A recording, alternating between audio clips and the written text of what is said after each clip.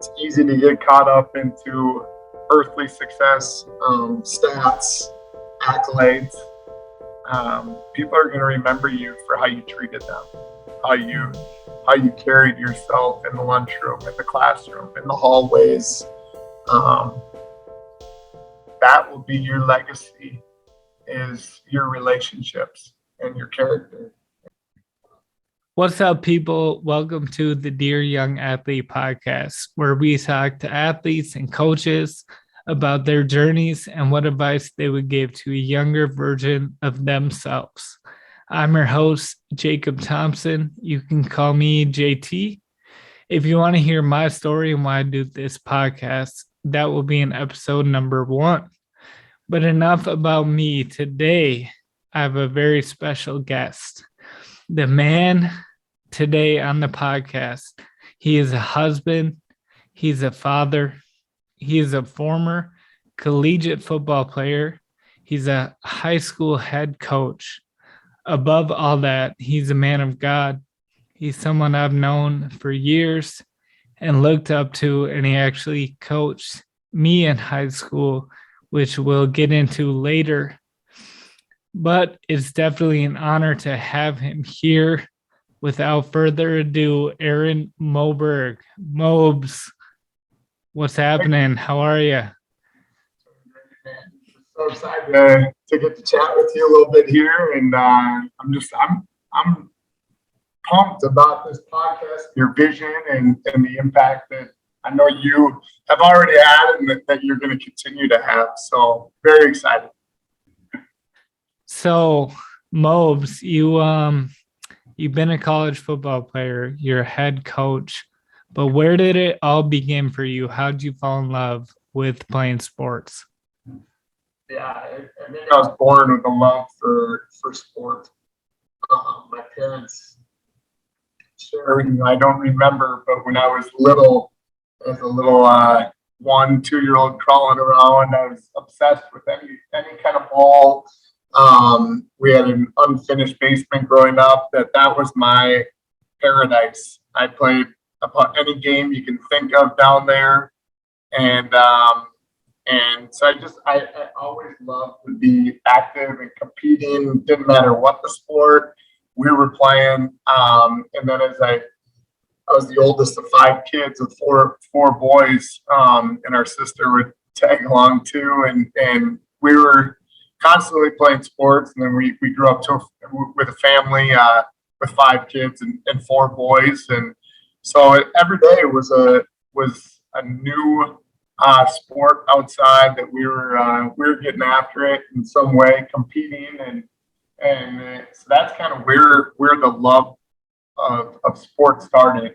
I think I was just born with that joy to compete. And I'm guessing you have 2 little boys now. About the oldest is 2, I think. Yep. And he's probably the same way that you were. That must be fun. It's been a lot of fun. Every day coming home after school, both McGuire and Charlie, they love playing, and it just brings so much joy to my heart to see them. They love throwing the ball back and forth. Our little guy Charlie, it's funny you say that. My wife Abby, yesterday, he's coming up on 1 year old, so he's crawling all around, but he has this mini hockey stick. She said he carried it around for almost an hour, just whacking any ball that he could find. And so I think they got it honest from their dad, and so it's pretty cool as a dad to watch them kind of discover and enjoy new things. That's awesome. Take us through, you grew up, you're constantly playing backyard, outside, basement. At what point do you start to, what becomes your sports as you're going through middle school and then into high school? Yeah, growing up, my dad was a college football player. And so I think football was probably my actually, baseball was a big love of mine when I was little, and then I figured out I was very good at it later in life, but I enjoyed it. In football, I just was always glued to the game. And whether it was on TV watching the Bikes or the Gophers, or growing up where my parents' house was, it was a short bike ride to Bethel University. And so as a little kid, probably elementary school, late elementary school, I would ride my bike up, and those guys they were an NFL team to me. I looked up to those guys so much, and so I signed on, volunteered on as their water boy, and I would go to most of the practices. I'd stand, I'd watch, I'd hand out water. I thought it was the coolest thing when the guys would talk to me, or I get to go eat in the dining center with these college football players as a 10-year-old.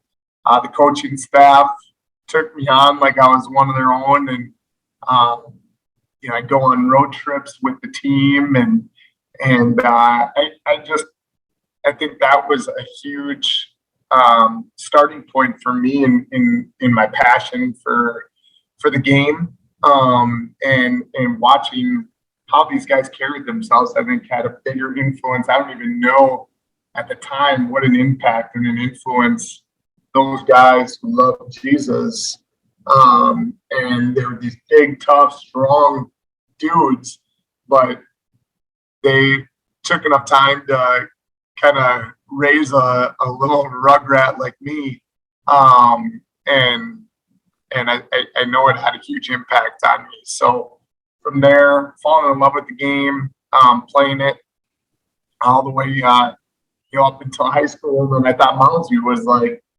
it was like the Mecca, playing high school football and watching a lot of my buddies, older brothers growing up. I'm like, I can't wait to be a Mustang, and to get to play for the Mustangs, and with all my best buddies.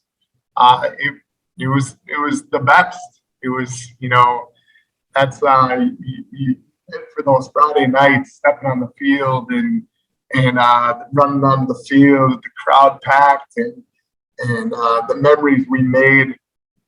I don't know in the moment if you know until it's done how special it is. So that was incredible. And then after Mounds View, going on to play for the school that I was a water boy at Bethel University, and having just some of my best friends for life that I played with there, and just the relationships, and then also we had a lot of success as a team and as a program while I was there. So those are memories I'll take with me the rest of my life. A couple of really cool things. I mean, thinking about you as that kid, as a water boy, and just how the team took you in, and they probably didn't think it was a big deal, or that they were having some impact, but it just obviously it impacted you.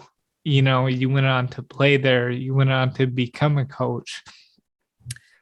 And so I always think about the impact that you can have just by showing up and having the right attitude, the right character. You never know how you may be impacting somebody else. And man, so cool that now, you get to be a coach. And sidebar, I was going to get into this later, but it seems appropriate now. I remember you coaching me my senior year, and you brought a joy every day. You had this joy, this attitude, and like a love for what you were doing. And I remember as an 18-year-old kid, I asked you, what's up with that? Why do you have, what is it about you? And you told me, basically about your faith and about prayer and about having joy in Christ. And I was an 18-year-old kid. You probably don't remember that, but I remember it. And that is a testimony to what you're talking about. So backing up a little bit, what does being in high school, playing football, and thinking about college look for you? How do you land at Bethel, and did you have other options or other opportunities? Yeah, no, thank you for those words, JT. I think in high school, I think I was committed to Bethel like as a sixth grader, so there wasn't really much of a recruiting process for me.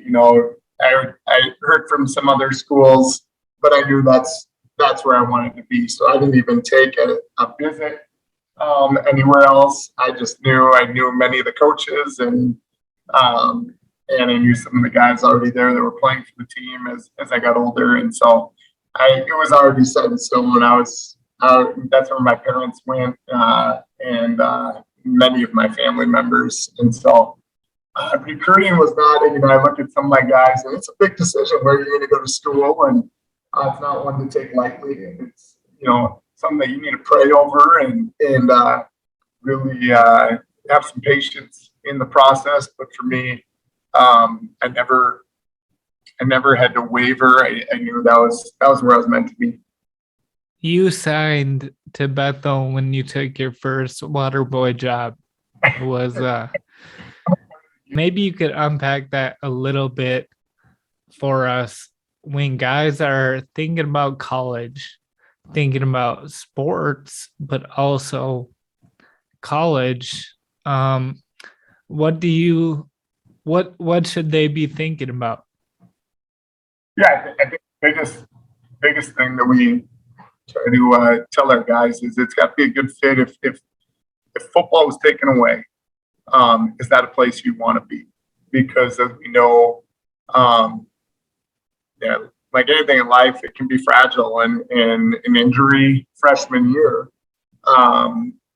depending on what kind of injury it is, or maybe you just lose a love or the passion that you thought you had, or the commitment just isn't there anymore. Is that still a school that you want to grow and thrive and develop in? And so I think that's the biggest thing when you look at a school or picking between schools is the right fit. If that sport for us being football wasn't a part of the decision.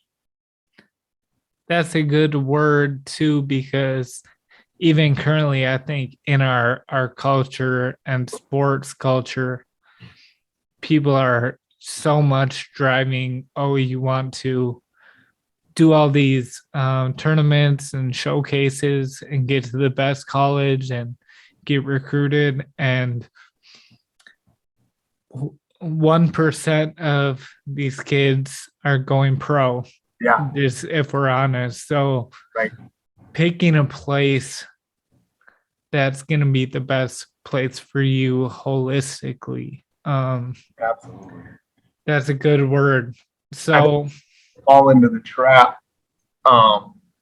especially in today's day and age with social media and a desire to be pursued, which we all want to be pursued and feel valued. But it's easy to fall into the trap of chasing things that aren't going to fill your heart, and finding your identity in things that are fleeting.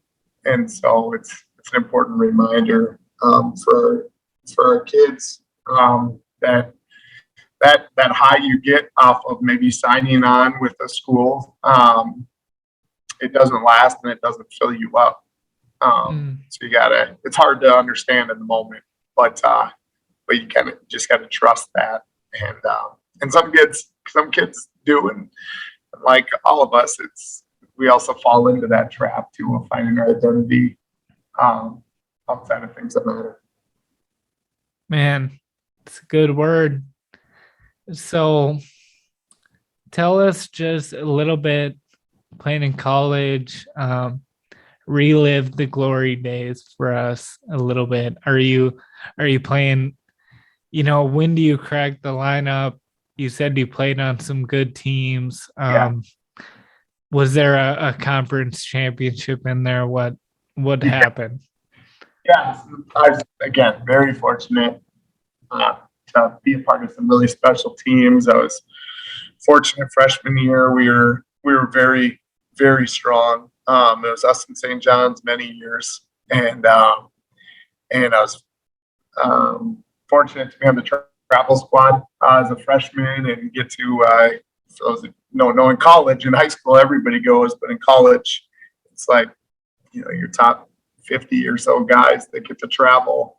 And so to get to travel with the team and mix in,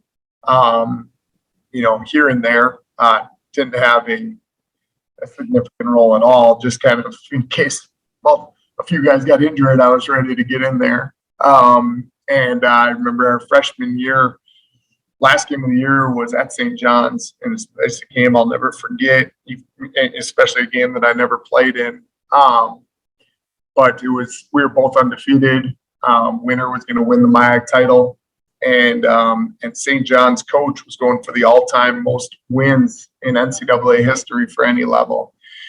And so the hype of the game was just crazy. And I remember getting off the bus, 1:00 game, we got up to St. John's by 10:30, and our stands were already full. And it was probably about 25, 30 degrees out. And so this, if you've never been to St. John's, I think it's one of the coolest settings for college football. It's a natural bowl, and to see these stands as we're getting off the bus, just jacked and not a seat to be found 3 hours before the game. It was just unbelievable. And it lived up. It was an incredible game. The Johnnies unfortunately won with a late drive late in the game. But that was an incredible memory. Then as my career went on, got to play more and more and start at nose guard my last 2 years. And had a little adversity in there, broke my ankle my sophomore year. I got a red shirt, but in the long run, it was a blessing because I got to be a part of a really special team my fifth year. Fourth and fifth year, we had never won at St. John's. So my first senior year, packed house again, similar deal where last game of the year, winner wins the MIAC title, and great game. Especially for us, we really dominated the game, and our crowd stormed the field, and we won the MIAC, beating them for the first time at St. John's. And then my fifth year, same thing. We're going into the season. We're top 10 ranked in the country. We had a lot of guys back from a really strong team, and we go down to Buena Vista, who was not ranked and didn't have a strong year. We were highly favored in the game, first game of the year, and we lost by like 10 points. And I remember some of us fifth-year seniors kind of being like, what the heck? All of our other buddies, they went out as MIAC champions and kind of rode off in the sunset. And so we had to come back the next week and go, all right, how are we going to respond to this adversity? Because in D3 football, you really can't lose more than once to make the playoffs. And we just went on a special run from that point on. I think we ripped off 12 wins in a row, including we hosted St. John's for the last game of the year. And same deal. Winner wins the MIAC title. Winner's guaranteed a postseason berth. And one of my close buddies, he was the MIAC MVP, Ben Wetzel, just took the offense down on a special drive. And we scored the game-winning touchdown with about 20 seconds left. I've never seen so many people at Bethel for a football game. It was like 10 deep in the crowd. And from that point on, we won the first region final in a game that they had to plow the field down in Iowa multiple times. It's the coldest I've ever been. I actually took a warm shower with my pads on to thaw out. I was a starter. I was actually playing. It was just incredible. And went on to make it to the Final Four. So we were a game away from the national title, and it was the farthest Bethel's ever been in school history. So just filled with special memories, special group of guys during my time there. And that's so cool. And you never forget some of those moments of an underdog victory or, a big game. I'll rattle off memories from when I was 10 years old, and my wife is like, how do you remember that? But there's nothing, there's nothing better in high school or college after those bus rides after a big win with your buddies and everybody's just on a high, just are special. And you never forget just the little things. I remember when we beat St. John's at their place and the crowd rushes the field, and I'm in tears, just emotional. I'm an emotional person, and two of the first people I see are my mom and my sister, and they come running up to me and give me the biggest hugs. And those are just stuck in your mind and in your heart forever. And you just cherish those times.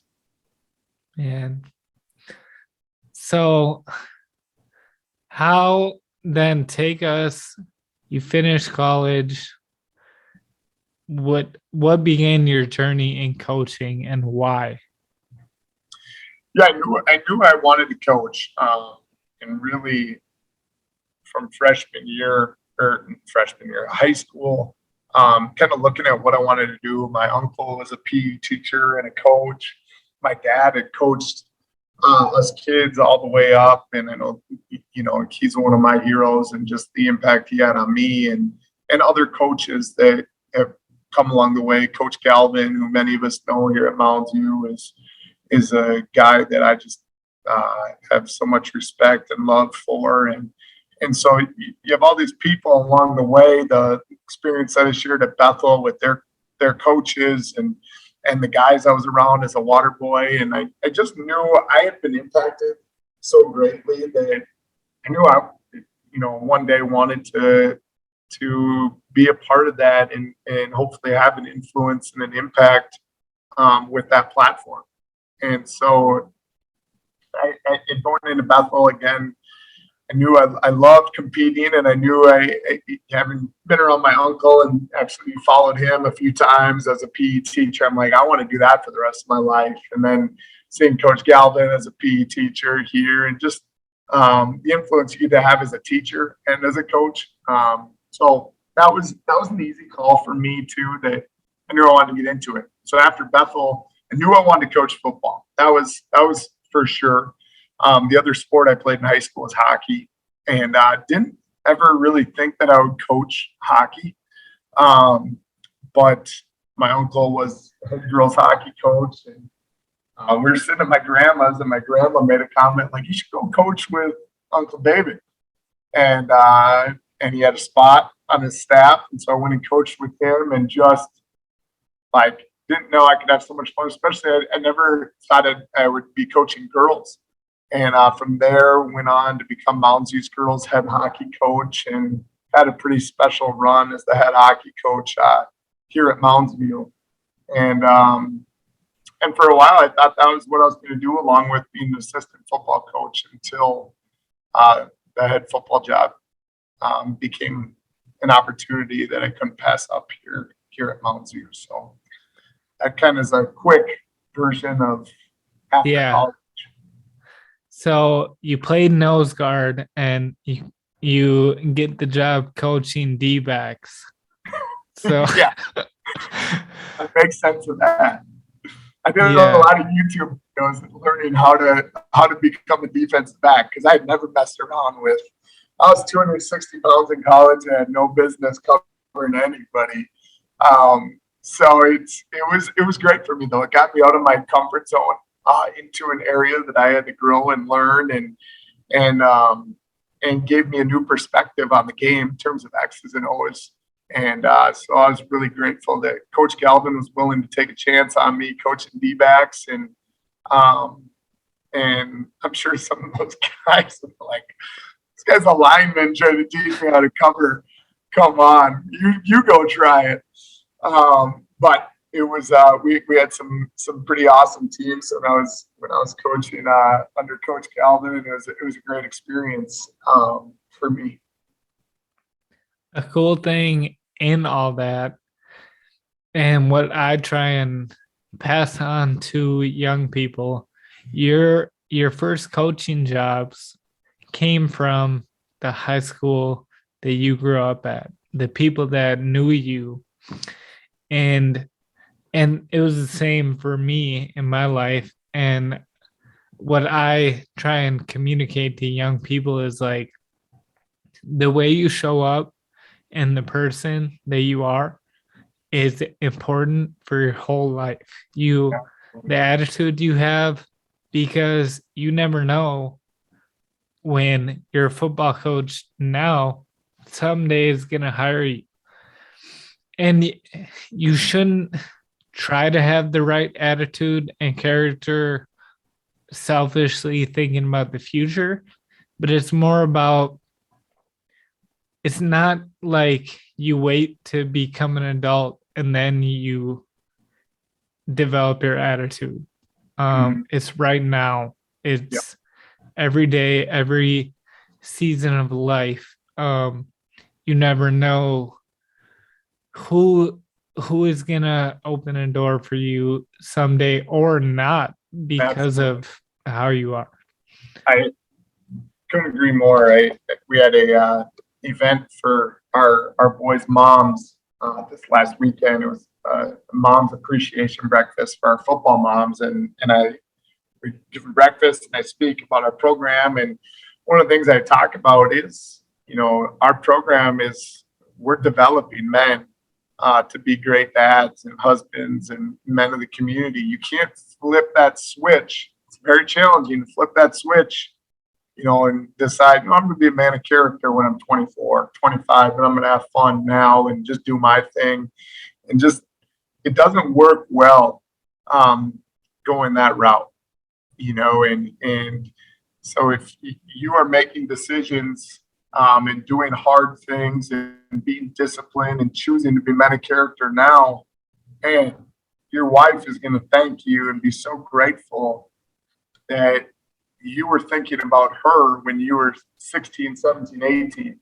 Your kids are going to be grateful, because not that we don't make mistakes, because we all make mistakes, but how we grow and learn from those, and the life we're choosing to pursue, and not just going with the wind and being a follower, but being uncommon in our decisions, because we know that being men of character and men of integrity and loving and serving people well is not just going to impact you now, but you play the movie out, it's going to impact you down the road one day when you got to serve your family and love them and give them all of you. And so I just love that you bring that up, because every day is an opportunity to grow and develop into the man or woman you want to become. That's so good. And I think it's a perfect transition to talking about your faith journey. What have been some instrumental pieces of your spiritual journey, if you can take us through that a little bit? Yeah, absolutely. My faith in Jesus is the center of my life. It's my purpose. It's my peace. It's my hope. Because this life is fleeting, and every day is a gift. But eternity is forever. And so I did nothing to grow up in the family that I grew up in. I'm incredibly grateful. My mom and dad are both believers, and they raised us in a Christ-centered home, but also wanted us to develop our own faith. And and in their own journey in that, and just so many things. And looking at in my life, when it comes to my relationship with Jesus, between my parents as two people who love Jesus and pursuing Him, to live their lives for Him, and other relatives and coaches. I did nothing to deserve the group of friends that I had, both in high school and in college. Just a bunch of sinners who loved Jesus and wanted to really um, live all out for the Lord in everything that we do, and so when I look at my journey, it's been a lot of different people that have influenced me in my faith, and who have sharpened me, and held me accountable. And it really is. It's my source of joy and wisdom. And when you always bring it back to, like, that is my foundation. And everything comes from that. As now a husband, and just the most incredible wife in the world, who Jesus is her number one. That's my greatest blessing on this side of heaven is Abby, and just what an amazing woman she is. And she we strive to keep our eyes on the cross, and also do it shoulder to shoulder, and loving one another. And and now as a dad, it's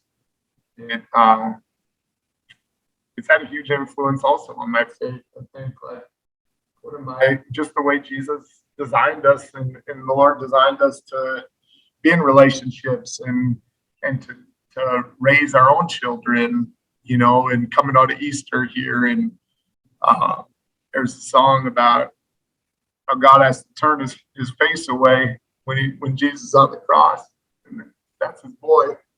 And how much, as a dad, JT, how much we love our kids and hate seeing them in pain and hurting, and just the sacrifice that Jesus went through, so we could, and the way he lived, not just through the sacrifice, but loving others and standing for what's right, and justice, and loving the outcasts, and the downtrodden, and just people who need an arm around them. That's what we're called to do, and that's what we're called to live in that way, to love. I think sometimes we can get it a little confused and think we got to live and follow all these rules, and really, Jesus calls us to put our faith in him, and to love others. And I mean, you said it so well. It's not all about trying to be perfect or trying to follow some rules, or it's not like a fun sucking thing. It's understanding God's love for you, and what it means to follow Christ, and having the most joy. You touched on earlier the temptation to put our identity, our purpose, our value into, whether it be a sport, whether it be a relationship, whether it be success, and how all those things, they don't ultimately fulfill us. And that's the ironic upside down piece of the life lived for Jesus, is you can look at it and think, well, that's not fun. But really, it's you can have joy, you can have fun, you can pursue your sport, you can love your family, you can have a good career, and know that your value and your identity aren't tied to it, and it's more joyful, more freeing. I think you said it so well. And even I think of just when you hold your kid for the first time, and to think, this kid has done nothing for me. They probably already pooped their diaper, but I have a love for them that is unlike anything I've known. And that's only a shadow of the way that God loves us. So, man, that's powerful. Um, so powerful. So, want to ask, there are so many lessons that we learn playing sports, coaching. But if you could pick one thing that has bled over into your life beyond sports, what would be one thing for us? I think one thing that resonated with me when I was at Bethel is Coach Jay always talked about the more you give, the more you get, and you put your heart into something and go all out in it. The more you give of that, give, the more you're going to receive and return. And sometimes it doesn't. Sometimes it's hard, and sometimes, as an athlete, for example, the more you put into investing into being the best you can be, whether it's in the weight room, working on your speed, and it's hard to do that every day. Everybody wants to be great, but not everybody's willing to do what it takes to be great. And you're going to get so much more in return, just that satisfaction of knowing, man, I laid it all on the line to be the best I can be. And that's how we define success. It's just that peace of mind. So as an athlete, the more you give. Also in relationships, the more I give, the more now as a husband, the more I can serve and love my wife, the more I get in return of fulfillment of our relationship and the joy that serving can bring in a relationship, especially with your wife, or in relationships. The more I can give to my buddies in terms of encouraging them and loving them and giving them a good word, just it's reciprocated. And so I think that's one thing as an athlete that I learned that I can apply to life is the more I put into something, the more I'm going to get out of it. And you can apply that really anywhere. That's good. And if I even can piggyback, when you take that approach to anything, whether it be in sports or life, you begin to realize the result may be great, but it's not even at that point so much about the result, but about who and what you become getting there. When you say, I'm gonna hit the weight room all summer so I can power clean 250 pounds, you might achieve that, and that's awesome. But you realize, man, the work ethic that I developed, the character even that I developed doing that, is even better than power cleaning 250. So good. So good. You're on the Dear Young Athlete podcast. So we have to ask you to complete the statement.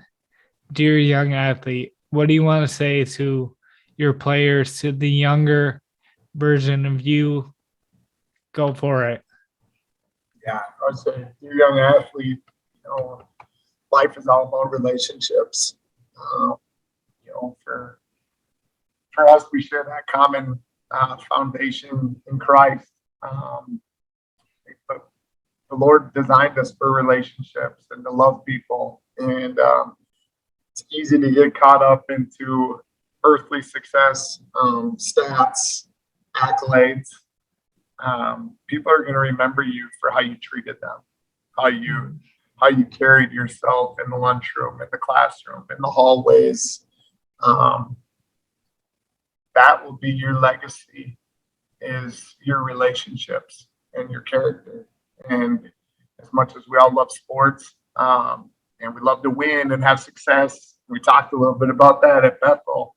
My favorite memories are the times with the guys in the locker room, on the bus, in the dorm rooms, playing video games. Just it's how we're designed, is to be in relationships. So that would be the biggest wisdom that I would give any athletes. While it's great to pursue being the best you can be in your sport, it's more important how you're going about treating your teammates and your coaches and just the people who are crossing your path in life.